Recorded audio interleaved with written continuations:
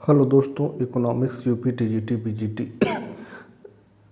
Bihar TGT PGT LT GIC प्रवक्ता के अंदर पूछे गए विभिन्न वर्षों में पीवाई क्वेश्चन श्रृंखला के अंतर्गत आपका स्वागत है दोस्त। तो अब तक हम लोग 40 क्वेश्चन देखे हैं दोस्त। अब आगे आइए देखते हैं 41 से आगे क्वेश्चन। ये टॉपिक है दोस्त आर्थिक सिद्धांत, पहला चैप्टर है इकोनॉमिक्स का। इनसे के अंतर्गत कितने पीवाई क्वेश्चन पूछे गए हैं वो हम करा रहे हैं दोस्त।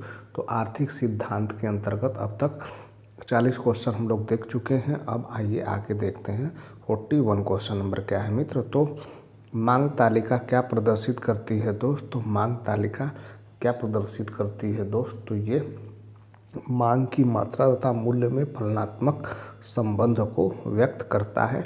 आइए कुछ डिटेल बातें इसके बारे में समझ लेते हैं।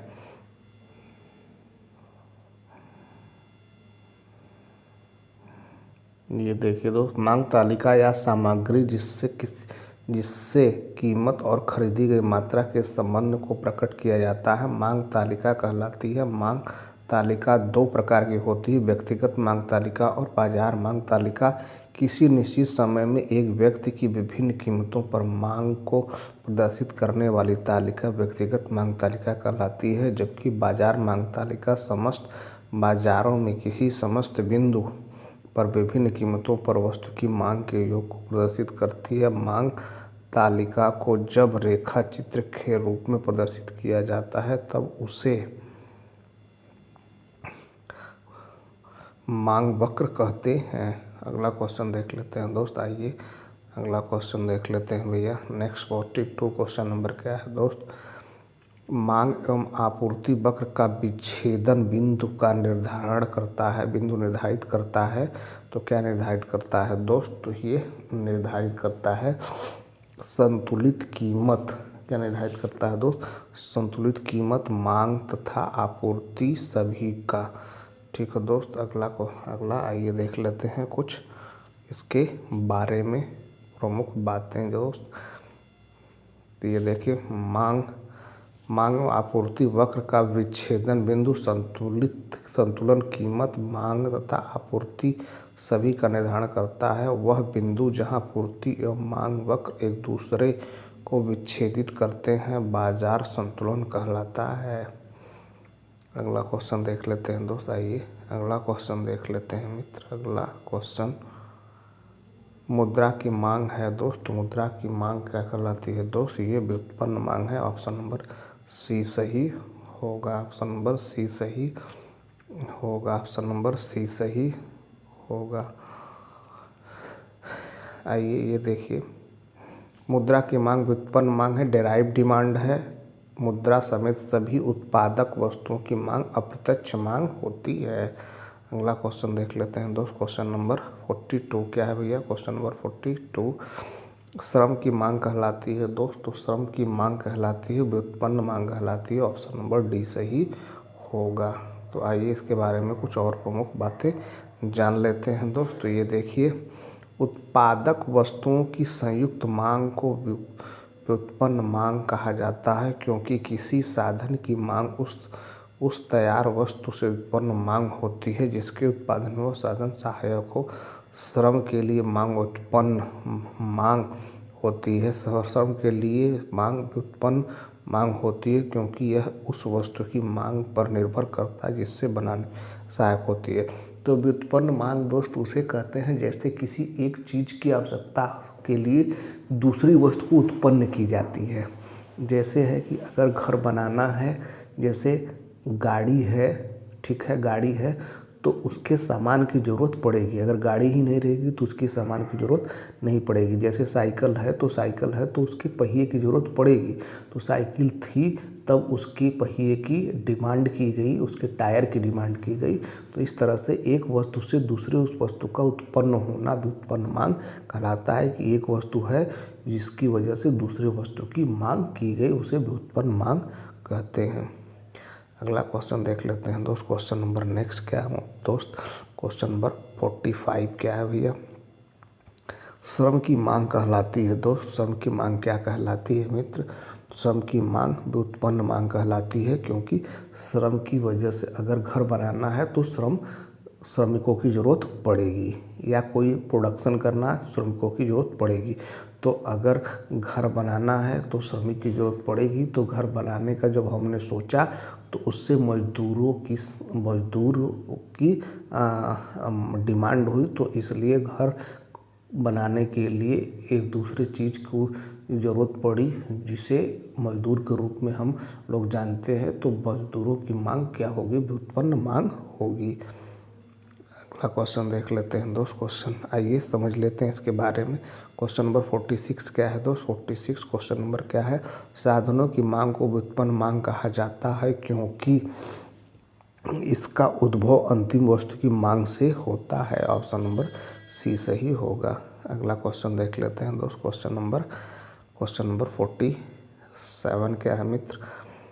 किसी वस्तु की पूर्ति से बोध होता है दोस्त। क्या बोध होता है, क्या जानकारी मिलती है दोस्तों? 47 का डी, समय की प्रति इकाई पर मूल्य विशेष पर विक्रय हेतु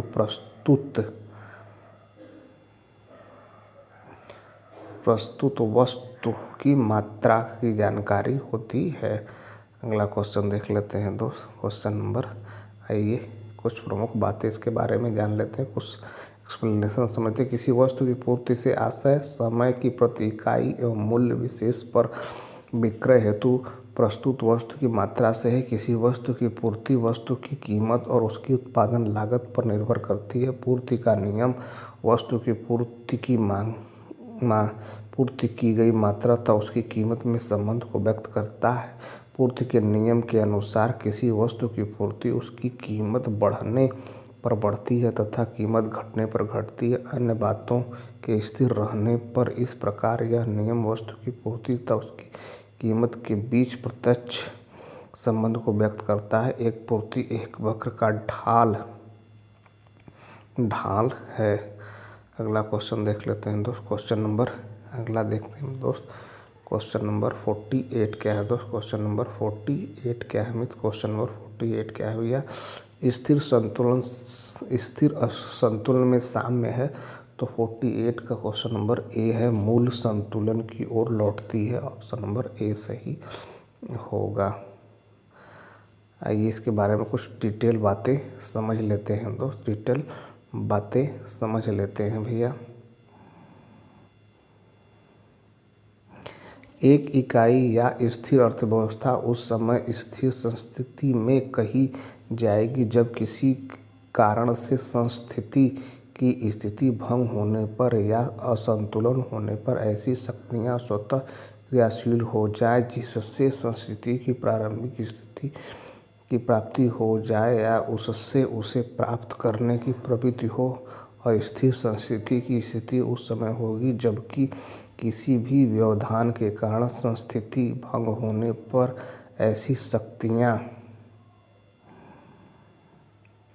शक्तियाँ क्रियाशील होने लगें जिससे संस्थिति की मूल स्थिति निरंतर दूर होती जाए। इस प्रकार एक बार असंतुलन पैदा होने पर संस्थिति की मूल स्थिति पुनः न प्राप्त हो। तटस्थ स्थिति उस समय होगी जब एक बार स्थिति भंग होने पर पुरानी संस्थिति की स्थिति तो न प्राप्त हो, उसी स्तर पर संस्थिति की मूल स्थिति नई स्थिति में कोई अंतर न हो, नई संस्थिति पर पहुंचकर स्थिर हो जाए। अगला क्वेश्चन देख लेते हैं दोस्त। क्वेश्चन नंबर 49 क्या है दोस्त? क्वेश्चन नंबर 49 क्या है दोस्त? पीयूगी के अनुसार स्थिर साम्य का उदाहरण है दोस्त। 49 का सी सही होगा, भारी पेंदी वाला जहाज। ऑप्शन नंबर सी सही होगा।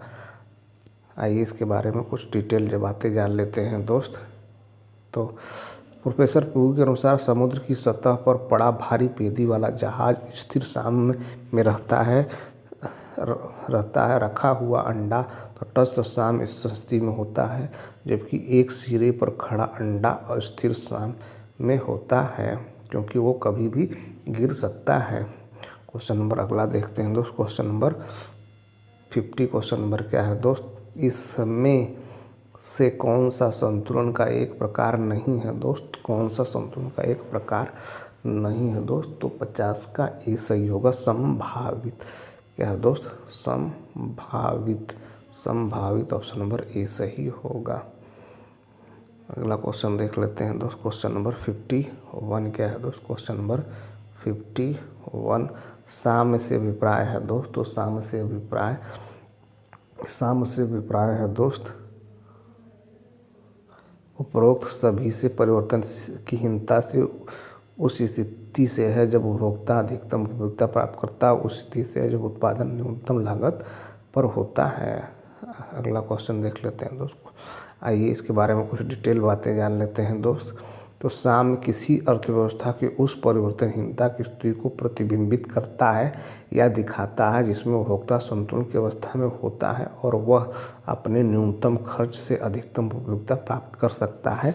कहने का मतलब है दोस्त, उस ऐसी स्थिति जिसमें उपभोक्ता संतुलन की स्थिति में होता है और कम खर्च करके अधिकतम उपयोगिता संतुष्टि प्राप्त कर लेता है, जिसमें उत्पादक संतुलन की अवस्था में होता है और न्यूनतम लागत पर अधिकतम उत्पादन कर लेता है।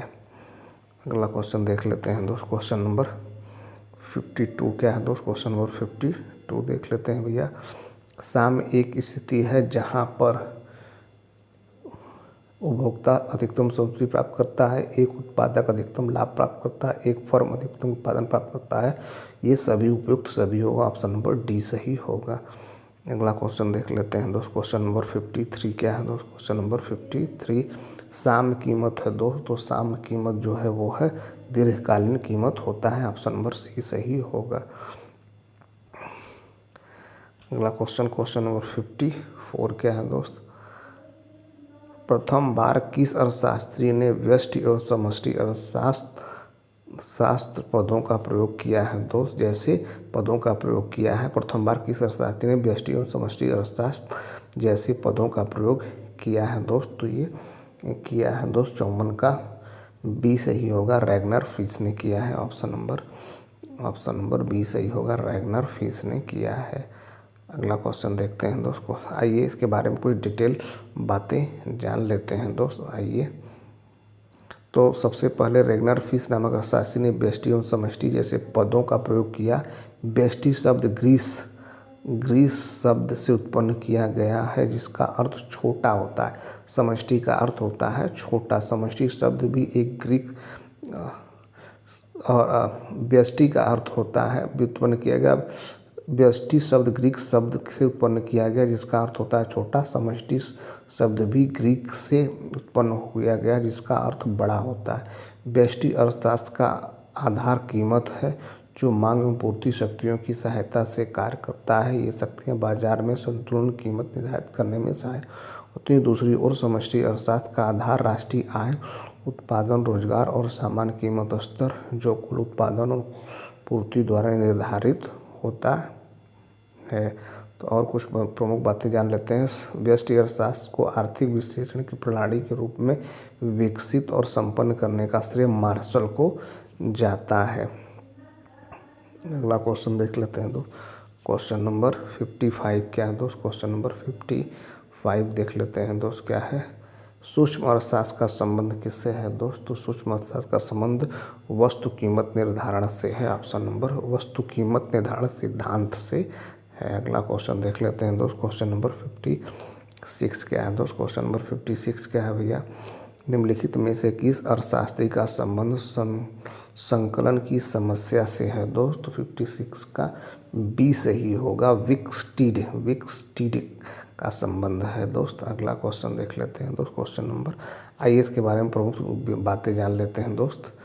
तो फिलिच एच विक्सटीड पहले अर्थशास्त्री थे जिन्होंने संकलन की समस्या एडिंग अप प्रॉब्लम को सामने रखा एवं उसका समाधान प्रस्तुत किया। अपने उत्कृष्ट निबंध coordination of the laws of distribution में उन्होंने इस समस्या का हल प्रस्तुत किया है दोस्त।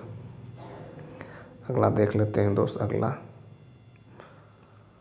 निम्नलिखित में से अर्थशास्त्रियों के किस समूह ने बाजार अर्थव्यवस्था का समर्थन किया है दोस्त? तो ये किसका समर्थन किया है दोस्त? तो क्वेश्चन नंबर 57 का डी से होगा एडम स्मिथ, रिकार्डो और जे गालफ्रेथ ने। ऑप्शन नंबर डी सही होगा, ऑप्शन नंबर डी सही होगा। अगला क्वेश्चन देख लेते हैं दोस्त। अगला क्वेश्चन नंबर, आइए कुछ डिटेल इसके बारे में जान लेते हैं दोस्त। आइए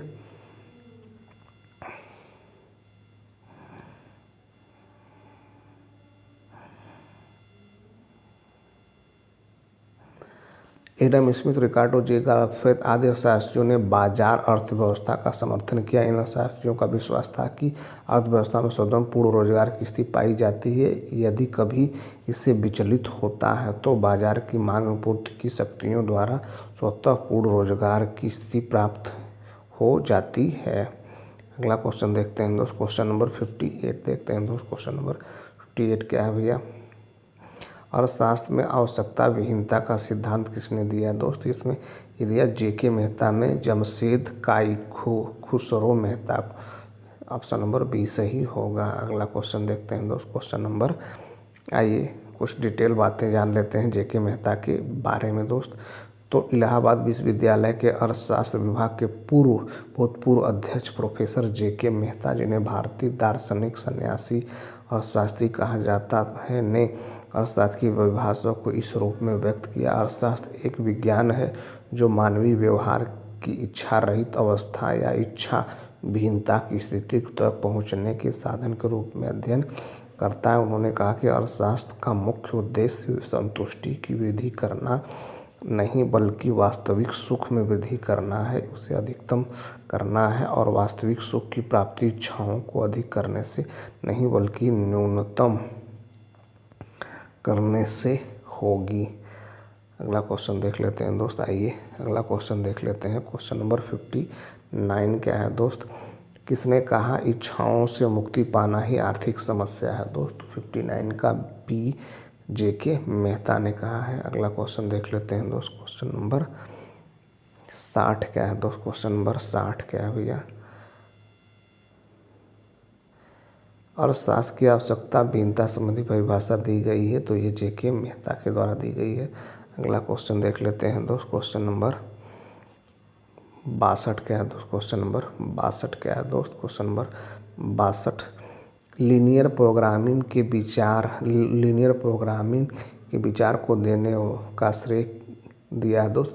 लीनियर प्रोग्रामिंग के विचार को देने का श्रेय दिया जाता है दोस्तों, किसे दिया जाता है? तो ये भैया ये दिया जाता है दोस्त अमेरिकी गणितज्ञ डेंट जिंग को। ऑप्शन नंबर ए सही होगा। अगला, आइए इनके बारे में कुछ प्रमुख बातें जान लेते हैं दोस्त, डिटेल समझ लेते हैं कुछ इनके बारे में दोस्त।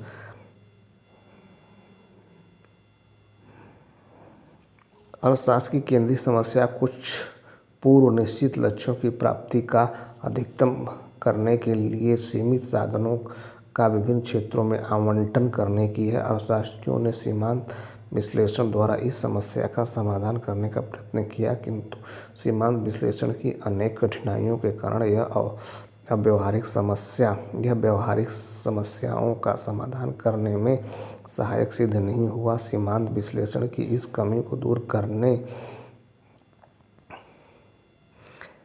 के उद्देश्य से वर्ष 1946 में अमेरिकन गणितज्ञ डीवी डेंट जिंग ने रेखीय प्रयोजन लीनियर प्रोग्रामिंग का विकास किया। रेखीय प्रयोजना ऐसी तकनीक है जो निश्चित प्रकार की समस्याओं, विशेषकर उत्पादन की समस्याओं के समाधान के लिए जटिल गणित का प्रयोग करती है।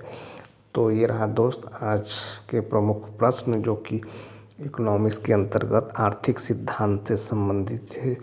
तो आज पहला टॉपिक ख़त्म हुआ दोस्त, आर्थिक सिद्धांत इकोनॉमिक्स के अंतर्गत। कल से हम लोग देखेंगे दोस्त उपभोक्ता व्यवहार, कंज्यूमर बिहेवियर से पूछे गए पीवाई क्वेश्चन जो कि विभिन्न एग्जामों में पूछे गए हैं। तो ठीक है दोस्त, ये रहा आज का वीडियो। हमारा प्रयास कैसा लगा कमेंट करके ज़रूर बताइएगा। अगर हमारा प्रयास ठीक लगे तो हमारे चैनल को सब्सक्राइब करिए, अपने दोस्तों को शेयर करिए। Thank you so much for watching this video.